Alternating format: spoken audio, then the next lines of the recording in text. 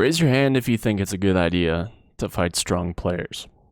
What's good everyone, my name is Sen, welcome back to the channel. Regarding a previous video, we talked about the old Polygon video about getting into fighting games, and I feel as if I haven't exhausted enough thought on one of the particular points, fighting stronger players. This one is interesting because I think it's really easy to just blindly agree to the idea that you should absolutely fight stronger players to get stronger. But it also depends on what you actually want out of fighting games. If your goal when you play any game is to just hit buttons and go burr, I don't really see a reason for you to seek out stronger competition, because if you're just blindly hitting buttons, that's the fun part for you. You want your hitting buttons to be at least some level of effective, and you might not have to win every time. But I'm sure you at least want it to be a relatively level playing ground. That line of thinking makes the most sense to me, but I think when you're actually in the frame of mind where you really want to progress and improve in the genre, then it makes a lot more sense to seek out stronger foes. There is a caveat with the idea in mind though.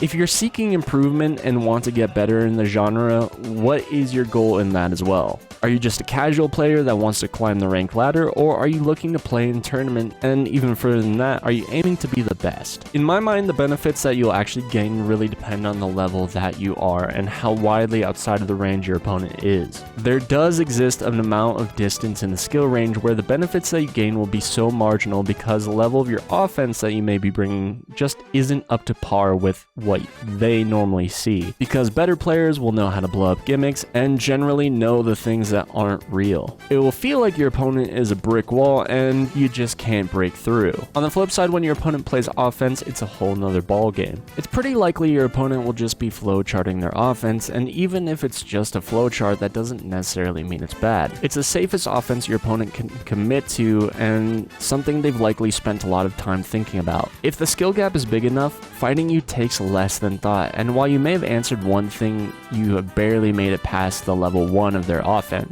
and they just proceed to the next part of their flowchart. This will probably repeatedly compound and evolve into you just getting absolutely mauled, because the longer the set goes on for against a dramatically better player, they will more fully understand what you like to do and fully understand how to counter that. I think there's just a bit too many people that follow the anime isms where they think if they get the shit kicked out of them hard enough, they'll gain some kind of Zenkai boost. But in actuality, if you're getting beat up that bad, you're simply not getting to play. That's why I would recommend the gap not be super far, because you're still getting to play and try to find some effective strategies.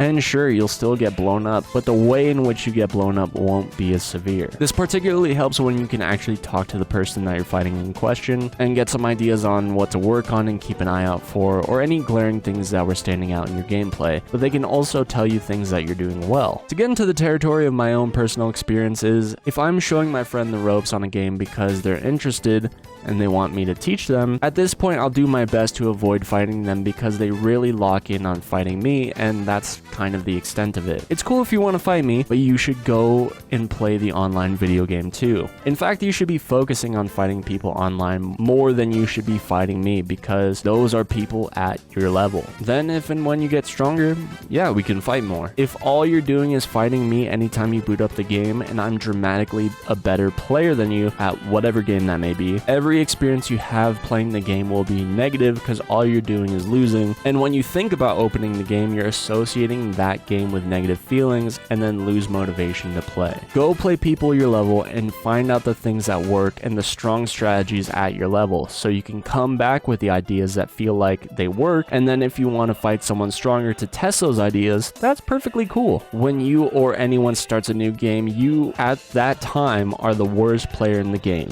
You have no knowledge of how the systems works, you have no idea what neutral feels like in that game, you have no gimmicks or strategies to deploy. This is the benefit of skill-based matchmaking. You're fighting people around your level to test those ideas that you have, and you can solidify them into being your temporary game plan until that game plan evolves into being something more solid. At lower levels, big risks you take may or may not pay off, and even if they don't work, you won't get punished as severely or even at all, because people at that level are also newer and may not even know that they can punish. But fighting someone just a couple levels higher than you will show you the holes in your gameplay, and you can work to fill them in and become more solid. I pick up new games all the time, and because I have a lot of experience in other games, I can level up somewhat quickly. When I played a good friend of mine, Will, in BlazBlue, the game felt similar enough to something like a Dragon Ball FighterZ or Under Night that I already had some ideas on how to structure my offense and defense, so that when we first played, I was still getting beat up, but I was closing the gap very quickly, and while Will is still a better BlazBlue player than me at the end of the day, we were able to have a fun time and run some good games. Now, if you're trying to be the literal best in the world, the path forward is so much harder because the extra work you have to do to catch up is dramatically higher. You have to do a lot more studying and analysis of the highest level competition.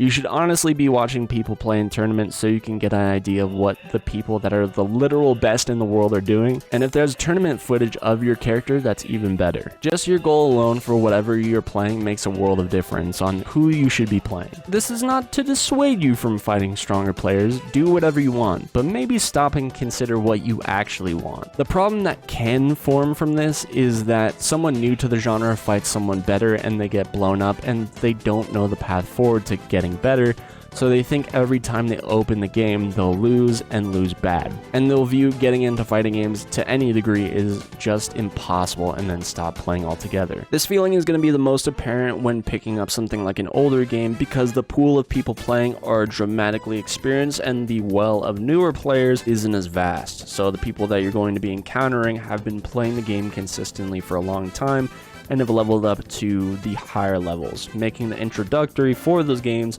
pretty rough. There are things you can do as the better player to kind of sandbag, like playing an off character or someone that you don't play at all, but to be honest, I've somewhat grown tired of sandbagging. I'm to the point where if you want to play me and I happen to just be on another level in that game, I won't be holding back, cause you should know what you're walking into, especially if I tell you. But I will point you to the door saying you should go play ranked, cause you're going to have a dramatically better time than playing me. And if you choose to come back and fight me again and your ego is bruised, that's no longer on me. This is completely different than running some friendly matches and asking for advice during our matches. If you want a moment to stop and ask what exactly is going on in certain situations, that's perfectly fine. I'll answer literally any question that I can. But if your goal is to just fight me without trying to learn anything, that's not particularly on me. You do have to have the right mental if you're going to be punching up in weight class. This is not to say that I'm a god in a lot of these games, because I'm simply not. I'm down to fight and I have fought stronger players all the time. I played Marvel vs. Capcom 3 and Street Fighter 4, and I get cooked in those games all the time. It's no problem. I can understand that the players I'm fighting have spent dramatically more time in the game than I have, and if I want to get to their level, I'll have to spend a similar amount of time in the game playing and outside the game thinking about how to improve. If I'm on the other foot of things, fighting a viewer in their game, I'll tell them, hey, it's totally cool if you cook me. We can absolutely play 100 games, and if you beat me all 100, that's totally fine. But you also have to understand, if I don't play you every time you ask because I want to fight people at my level so I can level up, and then if you want to fight again after that, that's more than fine by me. And sometimes I'll just say yeah anyways. Some players have a lot more ego about their wins and losses, and navigating that is super hard because you want more players to care about your game and keep the scene alive. I've been on both sides of it, where if I'm fighting someone lower level than I am, I've run into people that are really chill that just want to run some games and it doesn't matter who wins at the end of the day. But I've also run into people where their egos does not match their ability and losing becomes an absurdity to them. I'm gonna tell you right now, I'm not going to nurture your ego. I'm not raising no low tier god juniors. One of the biggest benefits that comes to mind of fighting someone higher level than you is if maybe you've been away from the game for a little while and you're looking to brush up on your skills, exposing yourself to that level of competition that's higher than your own is only going to help resharpen you and get you up to snuff on where you should be. Anyways, that pretty much wraps up my thoughts. I want to thank you all for watching. Check out the rest of the channel for more content like this, and just remember to keep on fighting and get ready for the next battle. I'll see you guys later. Peace.